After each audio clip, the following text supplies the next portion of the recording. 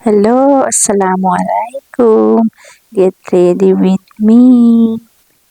So, ayun nga, tapos na akong mag-ayos ng aking sarili. At tinanong ko yung aking husband kung hindi ba nakikita yung likod ko. At binaba naman konti yung aking hijab. Very supportive naman, charot. At ayun nga, papunta pala kami ngayon sa bahay ng aking kapatid ng biyanan. So, ihahatid namin siya kasi doon daw siya mag-i-stay ng 7 days para matulungan naman niya yung kanyang kapatid at kapatid na lalaki kasi ikakasal yung kanyang pamangkin. Kaya nandun siya para naman makatulong siya kasi naghahanap daw sila ng suot ng babae at kung ano-ano man para sa kasal or walima. Kasi kasal na pala sila. Walima na lang. So, ayan nga, kinuha ko na yung aking dufata para ilagay dyan sa shoulder. So, ang suot ko pala guys ay makapal yung tela na yan kasi pang winter yan na damit guys. At meron pa ako dyan sa ilalim ng damit na sinuot, leggings at saka sweater. At ayun nga, malapit na kami aalis guys. Tapos na ako mag-ready at kinuha ko na yung aking mahiwagang bag. Nagaling pa yan sa Pilipinas, dinala ko dito guys kasi paborito ko yan guys kasi binili ko pa sa Dubai. Ayun, ready na ang person. At ayun nga, sabi ko maalamig pala sa labas. Kailangan ko rin yung jacket kasi hindi ito kaya ang aking pagkatao. Pag lalamig talaga ay kailangan ko talaga yung may jacket. So, ayun nga, kinuha ko na yung aking sapatos para naman makaalis kami. Never mind, nasa likod ko na walis at wiper kasi sa likod yan ng aming main door dito sa taas. Diyan ko linalagay. Pero pag isirado yung pintuan ay makikita talaga yan. At ito naman yung aking baby na super makulit at kinukuha yung aking camera.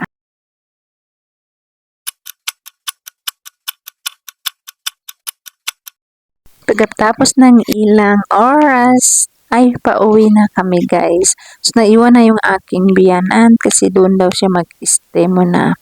At kami lang ng aking asawa at anak ang uuwi. At ito pala yung lugar ng kapatid ng aking biyanan. So, ayan nga, palabas na kami sa society or subdivision nila. At ayan nga, sobrang lamig din guys pag sa labas. Pero sa loob ka ng sasakyan ay hindi mo naman mararamdaman yung lamig guys. At kapag may araw, hindi naman siya malamig as in malamig. Pero parang hindi katulad noon bago ako dito basta ramdam ko talaga yung lamig talaga. At ayan na nga guys, minsan hinahanap din ng aking anak yung kanyang lola kasi siyempre kasanayan niya at namulat na siya nakasama ang kanyang lola. At minsan doon yan siya nag-stay guys, lalo na noong doon kami sa Pilipinas ay doon siya minsan nag-stay kasi nga wala siyang kasama. At lagi yan tinatanong ng aking anak kung saan na daw yung kanyang lola. At bababa daw kami kasi doon pupunta daw siya sa lola niya sa baba. At dito pala kami dadaan guys sa may ring road kasi dito yung walang traffic pero kailangan mo magbayad ng 60 rupees. Pang entrance yun guys. At less traffic guys kasi pag doon kami dadaan sa kabilang road ay sobrang matraffic at abutan kami siguro ng 1 oras. Dito lang ay parang 30 minutes lang or 35 minutes ay dadating na kami sa bahay. Kasi walang masyadong sasakyan at walang motor dito guys na dumadaan. Sasakyan lang talaga yung pinapadaan dito guys. Kaya may entrance siya. At dire-diretso na yung aming takbo kasi nga walang traffic dito guys. Kung dun kami sa kabila guys, sobrang daming motor at sasakyan. Kaya masyadong mahirap. At habutan ka pa ng 1 oras siguro, 2 oras or 3 oras. Pero minsan nakakatakot naman dito dumadaan guys. Kasi tuwing dumadaan kami dito, may nadadaanan kami na aksidente. Kasi mabilis nga magpatakbo dito kasi walang traffic. So yun nga, minsan natatakot din ako. At sabi ko, hinay-hinay ka lang sa pagdadrive kasi nga yun, yung iniwasan. At puti kong walang anak, pero may anak kami na. Kawawa naman guys.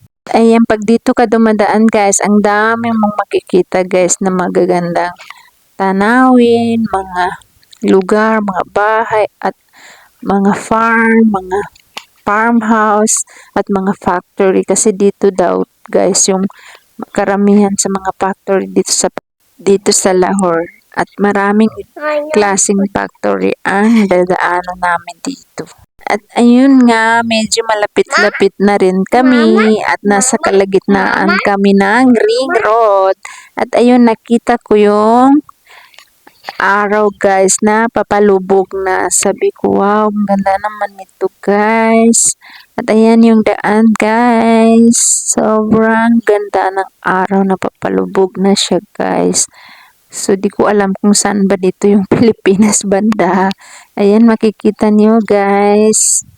At nadaanan namin itong tinatawag nilang Lake City. Ayan guys. So, may gandang subdivision daw dito at mamahalin ito guys na subdivision. Sobrang ganda at meron din silang pinapatay yung mga building guys. Ayan, mga bagong building yan. Pinapatayo nila dito guys. So, nadaanan namin yan. At sobrang linis naman siguro doon sa unahan. Kasi parang maganda yung subdivision ito guys. So, ayan din guys. Nadaanan din namin yan. Parang church siya. Kasi marami rin naman mga Christian dito sa Pakistan guys. So finally, dito na kami sa bahay. At ayan na yung itsura. Haggard na yung itsura ng aking hijab. Kasi nga inuupuan ng aking anak yung kabilang hijab ko. So ayan na yung itsura ko. At pagdating namin guys, nagluto kami at di namin nakain kasi may nagbigay sa amin ng kapitbahay na may anniversary date daw sila. So, nagbigay sila sa lahat ng kapitbahay ng food. So, ayan, isa kami sa nabiyayaan. God bless. And sobrang thankful. Sana lahat ng kasalanan niya ay mawala at mapunta siya sa Jannatul Firdaus ang namatay. So, ayan, maraming salamat kasi masarap talaga yung binigay nila sa amin. At di na kami nakaluto. Yung linuto na, nakaluto pala kami pero pang dinner na lang yun. At ito yung kainin namin kasi mainit-init pa guys ang binigay nila. Actually, walang nagbibigay dito na ano guys. Galing yan sa resto. Order nila yan malaking kaldero at binibigay sa mga kapitbahay. Hanggang dito lang muna. Ala Hafiz.